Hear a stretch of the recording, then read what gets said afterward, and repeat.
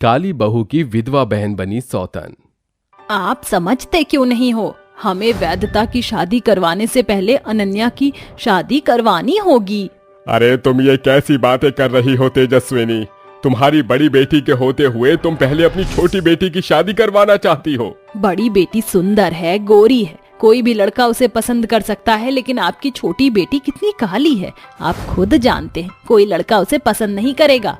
तेजस्विनी की बात मानकर नागार्जुन अपने दोस्त से उसके बेटे के रिश्ते की बात करना शुरू कर देता है। वहीं जिस दिन अनन्या के रिश्ते की बात हो रही होती है, उस दिन वैधता एक गार्डन में फूल तोड़ने जाती है। कितने प्यारे प्यारे फूल हैं यहाँ, और इनकी खुशबू तो और भी ज्यादा प्यारी है। वैधता फूलों की खुशबू में मदहोश थी और उन्हें तोड़कर अपनी एक टोकरी में रख रही होती है। तभी वहाँ शौर्य भी आ जाता है। वैधता की खूबसूरती और उसकी सादगी के चलते वह उसकी तरफ खींचा चला जाता है। कितनी खूबसूरत और सादगी है इस लड़की में, काश ये लड़की मेरी पत्नी होती। शौर्य पहली ही नजर में वैधता को अपना दिल दे बैठता है। तभी वहाँ नुपुर आ जाता है। भैया आप यहाँ पर हो? आपको पिताजी ढूंढ रहे हैं, जल्दी चलिए। अपने पिताजी की खबर सुनते ही शौर्य वहाँ से चला जाता है। दोस्ती के चलते मैंने तुम्हारे लिए एक लड़की देखी है, अब तुम्हें उससे शादी करनी है और हमारी रिश्तेदारी को आगे बढ़ाना है। इस रिश्तेदारी के चलते हमें बिजनेस में बड़ा अच्छा फायदा हो सकता है। लेकिन पिताजी, आपने मेरी पसंद के बारे में एक बार भी नहीं पूछा। शौर्य, तुम एक राजपूताना घर के बेटे हो और तुम जानते हो तुम्हारे पिता के आगे तुम्हारी एक नहीं चलने वाली। तुम्हें ये शादी करनी ही होगी। अपने पिता की बात मानकर शौर्य अनन्या से शादी कर लेता है, लेकिन अनन्या से शादी करने के बाद भी उसे हर पल वैधता की सादगी और खूबसूरती मन ही मन बेचैन करने लगती है। कुछ इत्तेफाक से लोग मिलते हैं और हमेशा के लिए खो जाते हैं। शायद वो लम्हा भी मेरी जिंदगी में कुछ ऐसा ही था। शौर्य अपनी पत्नी अनन्या के साथ खुश रहने की कोशिश करता है, लेकिन उनके बीच सब कुछ ठीक ठाक ही चल पाता है। कुछ दिनों बाद शौर्य के पास एक फोन आता है। अरे शौर्य, तू तो मुझे भूल ही गया। देख, तेरे दोस्त की शादी और तुझे शादी में जरूर आना है। हाँ हाँ, क्यों नहीं, शादी में तो मैं जरूर आऊंगा। आखिर मेरे यार की शादी है, आना तो बनता ही है। शौर्य रंजीत की शादी में पहुंच जाता है, जहां शौर्य को वही लड़की नजर आती है, यानी कि वैधता। वैधता को देखते ही शौर्य खुश तो हो जाता है, लेकिन अंदर ही अंदर उसका दिल भी टूट जाता है। ये कैसी किस्मत है मेरी, जिससे पहली ही मुलाकात में मोहब्बत हो गई, उसे अपने दोस्त के साथ फेरे लेते हुए देख रहा हूँ। शौर्य का दिल टूट जाता है और वो पूरी शादी होने से पहले ही अपने घर लौट आता है। उस दिन शौर्य का गुस्सा देखकर अनन्या अपने मन ही मन सोचती है, शादी के पूरे 3 साल बाद पहली बार मैंने इन्हें इतने गुस्से में देखा है। अगर अभी इनके पास गई तो शायद मुझ पर ही अपना सारा गुस्सा निकाल देंगे, इसलिए मुझे इनसे कल बात करनी चाहिए। अनन्या ऐसा सोचकर उसके पास नहीं जाती। पूरी रात शौर्य वैधता के बारे में सोचता रहता है। देखते ही देखते वैधता की शादी को पूरा 1 साल हो जाता है। फिर एक दिन वैधता सफेद साड़ी में एक गार्डन से फूल तोड़कर मंदिर की तरफ ले जा रही होती है। आप अंदर नहीं आ सकती, आप एक विधवा औरत हो और विधवाओं को यहाँ पूजा पाठ करना मना है। भगवान तो सभी के समक्ष एक समान है, आप मुझे अंदर क्यों नहीं जाने दे रही हैं? मैं बहुत ही श्रद्धा के साथ आई हूँ, मुझे कृपया करके अंदर जाने दीजिए। ब्राह्मण अपने साथ कई सारे ब्राह्मणों को इकट्ठा कर लेता है और वैधता को मंदिर के अंदर जाने नहीं देता। तभी वहां से शौर्य गुजर रहा होता है और वैधता को देखते ही उसके कदम रुक जाते हैं। वह उसे सफेद साड़ी में देखकर अचंभित रह जाता है। ये कैसे हो सकता है? मुझे तो यकीन नहीं होता। क्या वैधता विधवा हो गई है? इसका मतलब मेरा दोस्त रंजीत इस दुनिया में नहीं रहा। रंजीत की शादी के बाद से शौर्य ने उसे एक बार भी कॉल या मैसेज या उससे वार्तालाप करने की जरा भी कोशिश नहीं की थी। और जब वैधता के ऊपर इतने अत्याचार होते हुए शौर्य देखता है तो उससे रहा नहीं जाता। ये कैसा तमाशा लगाया हुआ है तुम लोगों ने? तुम इन्हें अंदर क्यों नहीं आने दे रहे हो? अरे ये एक विधवा है, अगर ये मंदिर के अंदर गई तो मंदिर अपशकुन हो जाएगा। ब्राह्मण के मुंह से ऐसी बात सुनकर शौर्य को गुस्सा आता है और वो वैधता की थाली से सिंदूर उठाकर वैधता की मांग भर देता है। आज से ये औरत विधवा नहीं बल्कि मेरी पत्नी है और इसे इस मंदिर में जाने से कोई नहीं रोक सकता। कुछ पल के लिए वैधता की जिंदगी एकदम से थम जाती है। उसे यही समझ नहीं आता कि उसके साथ अचानक से क्या हुआ। शौर्य उसका हाथ पकड़ता है और उसे मंदिर के अंदर लेकर जाता है। जिसके बाद वैद्यता भगवान के दर्शन करती है और फिर से शौर्य उसे अपने साथ उसी गार्डन में ले आता है जहां उसने पहली दफा वैद्यता को देखा था।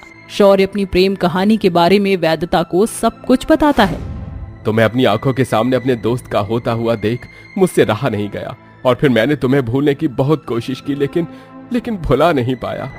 ये सुनकर वैद्यता की आंखों में आंसू आ जाते हैं।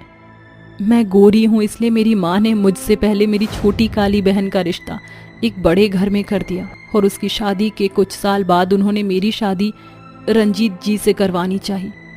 लेकिन उस दिन मंडप में एक हादसा हो गया। जलती हुई मंडप की आग ने रंजीत जी को अपनी आगोश में जकड़ लिया और मैं अपनी शादी के पहले दिन ही विधवा हो गई। अरे तुम्हारे साथ जो हुआ बहुत गलत हुआ। आज से तुम मेरी अर्धांगिनी हो। चलो मेरे साथ मेरे घर चलो। शौर्य वैद्यता को अपने साथ अपने घर ले आता है, जहां जैसे ही अनन्या अपने घर का दरवाजा खोलती है तो वह अपनी ही बहन को अपने पति के साथ खड़ा हुआ पाती है। दीदी, आप यहाँ इतने सालों से, आप कहाँ गायब हो गई थी? माँ जी और पिताजी ने भी मुझे आपके बारे में कुछ नहीं बताया। अनन्या, क्या तुम शौर्य की पत्नी हो? कुछ पल के लिए सब कुछ थम जाता है, जिसके बाद शौर्य के लिए यह समझना बहुत मुश्किल हो जाता है कि वैद्यता की ही बहन से उसकी शादी हो गई और अब वह अपनी पत्नी की ही सौतन अपने घर ले आया। अनन्या, मानो तुम्हारा मेरा रिश्ता हुआ और शादी हुई पूरे रीति रिवाजों के साथ। मैं तुम्हें इस घर के अंदर लेकर आया, लेकिन तुम हमेशा मुझसे पूछती थी कि आप मुझसे इतना दूर क्यों रहते हो। इसकी यही वजह थी। मैं वैद्यता को पहली नजर से ही प्यार करने लगा था और उसके बारे में मुझे जरा भी अंदाजा नहीं था कि तुम दोनों बहनें हो। वैद्यता की आंखों में आंसू होते हैं। नहीं नहीं नहीं, मैं अपनी बहन की सौतन नहीं बन सकती। वैद्यता, एक बार तो मैं तुम्हें खो चुका हूँ, लेकिन इस बार नहीं खोना चाहता। अनन्या, तुम ही समझाओ ना। इस प्यार को मैं हमेशा आपकी नजरों में ढूंढती रही। वो प्यार मेरी बड़ी बहन के लिए मुझे आपकी नजरों में आज दिखा है। अनन्या की आंखों में आंसू होते हैं। अपनी छोटी बहन को रोता हुआ देख वैद्यता से रहा नहीं जाता। मुझे माफ करना मेरी छोटी बहन। मैं तो भूल ही गई थी कि मैं एक विधवा औरत हूँ और किसी को मेरी मांग में सिंदूर भरने से मैं सुहागन नहीं बन जाऊंगी। मैं तुम्हारी खुशियों को इस तरह बर्बाद नहीं होने दूंगी। मैं ये घर छोड़कर जा रही हूँ। तुम इस घर में अपने पति के साथ खुश रहना। जाती हुई वैद्यता का हाथ अनन्या पकड़ लेती है और कहती है, मैं काली हूँ और कोई मुझे जल्दी से पसंद नहीं कर रहा था। ये शादी भी एक समझौता ही था, लेकिन शौर्य ने कभी भी मुझे मेरे रंग की वजह से नीचा नहीं दिखाया। जब उन्होंने मेरे लिए इतना कॉम्प्रोमाइज किया तो क्या मैं उनके प्यार के लिए थोड़ा कॉम्प्रोमाइज नहीं कर सकती हूँ? मुझे आप इस घर में स्वीकार हो दीदी। अपनी बहन अनन्या को ये बोलते हुए देख वैद्यता उसे गले से लगा लेती है। वहीं शौर्य भी बहुत खुश होता है। उस दिन से अनन्या अपनी गोरी बहन यानी अपनी सौतन के साथ और अपने पति के साथ एक ही घर के अंदर खुशी खुशी रहने लगती है। मेघा रसोई में रोटी बना रही होती है। तभी अचानक उसे उल्टी आती है और वो तेजी से बाथरूम की तरफ भागती है। इतने में तवे पर रोटी जलने की महक से सुजाता किचन में कदम रखते ही कुड़कुड़ाती हुई कहती है, मेघा, अरे ओ मेघा, अरे ओ मरजानी, कहाँ मर गई? जी माँ जी। क्यों री कामचोर, ये तवे पर रोटी जलता छोड़कर कहाँ चली गई थी? अरे गैस क्या मुफ्त का आ रहा है जो बेफजूल खर्च कर रही है? पता नहीं मैंने तुझ जैसी काली कलूटी गरीब के घर की बेटी को अपने घर की बहू बनाया क्यों? अपनी सास की जली कटी बातें सुनकर बेचारी बहू की आंखों में आंसू भर जाते हैं और मेघा वहीं चक्कर खाकर बेहोश हो जाती है। ये देख अनिकेत मेघा को कमरे में ले जाता है और डॉक्टर घर आते हैं। बधाई हो सुजाता जी, मेघा प्रेग्नेंट है और ये रही नताशा की रिपोर्ट। मैंने नताशा के जो टेस्ट किए थे उसका रिजल्ट आ गया है। नताशा भी प्रेग्नेंट है। बच्चे की बात सुनकर सुजाता अपनी गोरी बहू नताशा को गले से लगाकर उसे बधाई देती है। बधाई हो बहू, ये खुशखबरी सुनकर तूने तो अपनी सास को सोने की सीढ़ियां ही चढ़ा दी। अब से तुझे ज्यादा से ज्यादा आराम करना है और अपने खाने पीने का खूब अच्छे से ख्याल रखना है। जहां एक तरफ सुजाता अपनी गोरी बहू के गर्भवती होने पर उसकी नजर उतारती है और आस पड़ोस में मिठाइयां बांटती है, वहीं अपनी काली बहू के लिए बिल्कुल भी खुश नहीं होती, जिस पर मेघा मन ही मन दुखी होकर कहती है, नताशा के साथ मेरा भी ये पहला बच्चा है, मगर माँ जी मेरे होने वाले बच्चे से बिल्कुल भी खुश नहीं हुई। आखिर इतना भेदभाव क्यों? अपनी सास के इस फर्क पर मेघा फूट फूट कर रोती है। ऐसे ही समय ढलता जाता है। जहाँ नताशा सारा दिन एसी की ठंडक में अपने कमरे में बैठी रहती, वहीं गर्भवती मेघा भरी गर्मी में पसीने से भीगकर खाना बनाती। फिर एक दिन, माँ जी मुझे ना खट्टी सांभर खाने की क्रेविंग हो रही है, प्लीज बनवा दीजिए ना। अरे तो इसमें इतना हिचकने की क्या बात है? ऐसी हालत में मन कच्चा रहता है और खट्टी चीजें खाने का ही मन करता है। तू रुक। मेघा, अरे ओ मेघा, जरा यहाँ तो आ। जी माँ जी। क्यों री कमबख्त, पैरों में मेहंदी लगा रखी है क्या? इतना धीरे क्यों चल रही है? वो सासू माँ ने कहा है ऐसे हालात में धीरे कदम रखनी चाहिए। तेरी माँ क्या कहती है और क्या नहीं, इससे मुझे कोई मतलब नहीं। मेरी नताशा बहू को सांभर खाने का मन कर रहा है, जाकर बना। माँ जी मुझे थोड़े पैसे दे दीजिए ना, मुझे बेसन का हलवा खाने का बड़ा मन कर रहा है। आहा, तेरे मायके वालों ने क्या मुझे मनी ऑर्डर भेजा है जो तुझ निकट्टू निगोड़ी पर खर्च करती रहूं? और वैसे भी तू काली कलूटी चाहे लाख कुछ क्यों ना खा ले, होना खाकी है। चल जा। सुजाता की फर्क भरी सोच के कारण लाचार मेघा मन मार कर रह जाती है। जहाँ सुजाता अपनी गोरी बहू नताशा को नारियल पानी पिलाती, उसे मेवे और गोंद के लड्डू खिलाती है, वहीं गरीब गर्भवती मेघा को उसके काले रंग के कारण खुशी से एक बताशा भी नहीं खिलाती। देखते ही देखते काली गोरी बहुओं की गोद भराई का दिन आ जाता है, जिसमें नताशा के अमीर मायके वाले उसके लिए महंगे महंगे तोहफे लाते हैं। वहीं सुजाता मेघा के मायके वालों को आने से भी मना कर देती है और नताशा की गोद भराई के लिए महंगा सा लहंगा सिलवाती है और सोने के गहने देती है। नताशा बहू, ये ले तेरी गोद भराई का लहंगा और ये गहने। Oh how sweet of you सासू माँ। सासू माँ, आपने मुझे गोद भराई में पहनने के कपड़े नहीं दिए। मैंने तेरे लिए कोई लहंगा नहीं सिलाया, और फिर तुझ जैसी काली बहू पर पैसे खर्चने का फायदा ही क्या है? जो है वही पहन ले, वरना गनीमत तो तेरी गोद भराई ना होने में है। तेरी मुंह दिखाई में क्या कम हंसी उड़ी थी हमारी? अपनी सास को मेघा के काले रंग के लिए भला बुरा सुनाता देखकर नताशा बहुत खुश होती है। जिसके बाद गोरी और काली बहू की गोद भराई होती है, जिसमें सुजाता अपनी गोरी बहू को शगुन में सोने के सिक्के, मिठाइयाँ, गहने भी देती है। वहीं बेचारी काली बहू को उस बड़े दिन पर भी उसके रंग के लिए कोसती है, जिसे गोद भराई के जश्न में मेघा की उदास आंखों से आंसू छलक जाते हैं। 9 महीने पूरे होने के बाद दोनों बहुएं बेटियों को जन्म देती हैं। जहां मेघा को काली बेटी तो वहीं नताशा को गोरी बेटी पैदा होती है। मुबारक हो माता जी, आपके दोनों बहुओं को 2 प्यारी बेटियां हुई हैं। देखो मेघा, तुम मम्मी बन गई और मैं डैडी। अरे नताशा बहू, जरा देख कितनी प्यारी सी बेटी को जन्म दिया है तूने। व्हाट, मुझे बेटी हुई है? इसके कारण, सिर्फ इसके कारण मेरी फिटनेस और मेरा फिगर स्पॉइल हो गया और मेरी सिजेरियन डिलीवरी हुई है। ले जाइए इसे मेरे सामने से। बेटी को देखकर नताशा के अंदर की भड़ास एकदम से उसकी जुबान पर आ जाती है, जिसे सुजाता का मन खट्टा हो जाता है। यहाँ तक कि नताशा उस नन्ही सी बच्ची को दूध पिलाने से भी मना कर देती है, जिसके बाद मेघा उसे अपना दूध पिलाती है।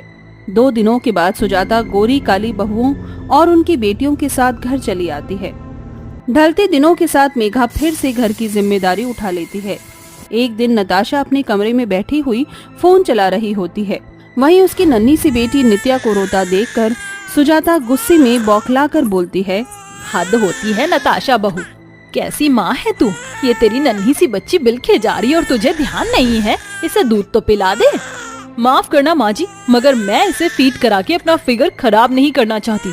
वेल, आज मैं अपने मायके जा रही हूँ माँ से मिलने, तो अपनी सो कॉल्ड प्यारी सी पोती का ख्याल खुद रख लेना। हाँ। नताशा अपनी मॉडर्नपन का रौब झाड़कर पर्स उठाकर चली जाती है और सुजाता नित्या को गोदी में लेती है, मगर वो चुप नहीं होती। इतनी में मेघा कहती है, लाइए माँ जी, नित्या को मुझे दे दीजिए, आप थक गई होंगी। ऐसे ही दिन बीतता चला जाता है, मगर नताशा में कोई बदलाव नहीं आता। दिन गुजरते सालों के साथ नित्या और आराध्या बड़ी हो जाती हैं और उनका एडमिशन हो जाता है। माँ प्लीज मेरे बाल बना दो ना, आज मेरा स्कूल में फर्स्ट डे है। आई सेड स्टॉप इट नित्या, जब से पैदा हुई हो नाक में दम करके रख दिया है। कभी माँ जी मिच मिच करती हैं और बाकी टाइम मेरी ये नालायक बेटी सर खाती है। जा, नहीं बनाती मैं तेरे बाल, सोने दे मुझे। अपनी माँ नताशा की चिल्लाहट से डरकर नित्या रोते हुए सुजाता के पास आती है। क्या हुआ मेरी प्यारी सी पोती, क्यों रो रही है? दादी माँ ने मुझे आज भी डांटा।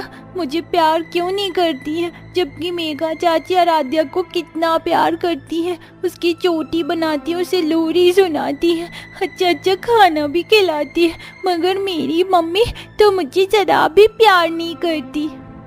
नित्या को ऐसे रोता देखकर आराध्या उसके आंसू पोंछती है। नित्या रो मत, चुप हो जाओ, मेरे साथ चलो, माँ तुम्हारे बाल बना देंगी। नन्ही सी आराध्या के अंदर मेघा के गुणों को देखकर सुजाता पहली बार खुशी से उसके सर पर हाथ फेरती है और मन में कहती है, मैंने इस घर की नींव को खुद ढाया है। अगर मैंने काले गोरे में फर्क ना किया होता तो शायद उस रोज नताशा बहू अपनी नन्ही सी बच्ची को अपनाने से ना ठुकराती, मगर अब मुझे अपनी गलती को सही करना होगा। उसी शाम सुजाता नताशा का सामान उसके सूटकेस में डालती है। व्हाट्स रॉन्ग विद यू सासू माँ, आप मेरा सामान सूटकेस में क्यों पैक कर रही हैं? क्योंकि तू मायके जा रही है बहू, अपनी माँ के पास, वो भी हमेशा के लिए। मगर क्यों? क्योंकि जब तुझे इस घर से कोई मतलब ही नहीं तो तू यहाँ रहकर करेगी क्या? कभी सोचा है जब तेरा मन होता है तो तू अपने मायके अपनी माँ के पास तो मिलने चली जाती है, मगर तेरी उस नन्ही सी बेटी का क्या, जिसकी जुबान पर माँ माँ की रट रहती है? तूने उसे अपने खून से सींचा, 9 महीने कोख में ढोया, उसे जन्म दिया, मगर अफसोस कि उसकी माँ नहीं बन सकी। देख इसके मासूम चेहरे को, क्या तेरा मन नहीं पिघलता इसे देखकर? सिर्फ इसलिए कि ये बेटी है। अरे तुझसे अच्छा तो मेघा, जिसने माँ बनने का एहसास जाना, अपनी भूख प्यास भूल कर ना सिर्फ अपनी बेटी बल्कि तेरी बेटी को भी पाला, उसे खिलाया, उसे गोद से पैरों पर खड़ा किया।